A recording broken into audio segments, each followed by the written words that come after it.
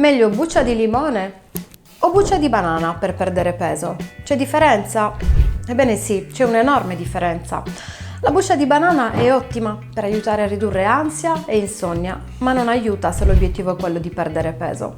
La buccia del limone invece contiene una sostanza chiamata D-limonene e chi desidera perdere peso in modo veloce e semplice deve assolutamente conoscere i suoi poteri. Recenti studi hanno dimostrato che il D-limonene può aumentare il metabolismo basale, ossia la quantità di calorie che il corpo brucia a riposo. Altri studi hanno dimostrato che D-limonene potrebbe anche aiutare a ridurre il tessuto adiposo in zone estetiche molto difficili, in particolare il grasso viscerale, che si accumula intorno all'addome.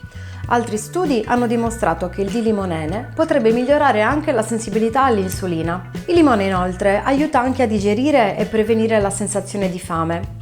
Ecco come puoi estrarre il D-limonene e iniziare a sfruttare a tuo vantaggio questa sostanza preziosa.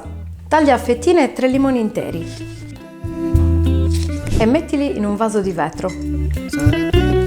Prendi dell'alcol e riempi fino a coprire le fette di limone. Posiziona in un posto fresco e buio per 8 settimane e ogni settimana muovilo per mescolare. Poi filtra il liquido. Butta le fettine di limone e metti l'estratto in dei portagocci scuri.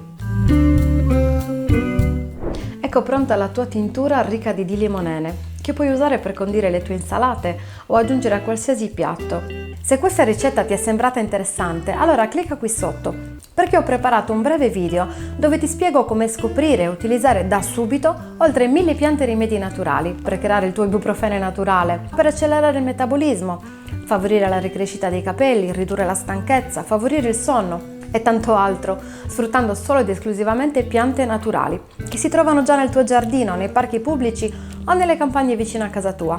Clicca qui sotto e guarda il breve video.